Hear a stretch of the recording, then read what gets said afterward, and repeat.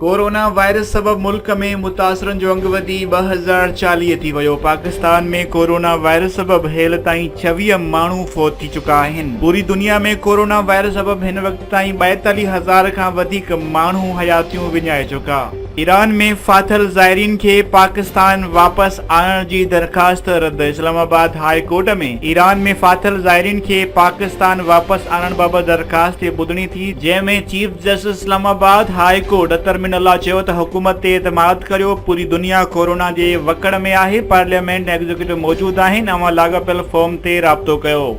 मटियारी में corona virus जे इंतजामनि जो जाइज़ो वरितो वियो। ज़िले मटियारीअ में लॉकडाउन ऐं कोरोना वायरस जे इम्कानी मरीज़नि लाइ आइसोलेशन सेंटर क़ाइमु करण समेत ॿियनि इंतजामनि जो जाइज़ो वठण लाइ हिकु आला सिधा ते गॾिजाणी थी गुज़री।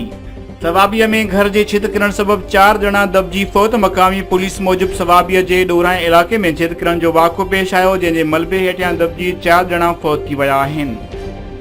ऐं मौसमियात खाते पंजाब ऐं KPK में बरसात जा इम्कान ज़ाहिर करे छॾिया। मौसमियात खाते मूजिबि अॼु मौसम झोड़ालो रहंदो। खिमण सां गॾु बरसात जो बि इम्कान आहे। पंजाब सूबे जे मुख़्तलिफ़ ज़िलनि में अॼु मौसम ख़ुश्क रहंदो। ॾिण त रावलपिंडी, गुजरांवाला, सियालकोट, नारेवाल, लाहौर, झेलम, अटक ऐं मियांवालीअ में खिमण सां गॾु बरसात जो इम्कान आहे। ख़बरुनि ऐं न्यूज़ अपडेट्स लाइ ॾिसंदा रहो फास्ट।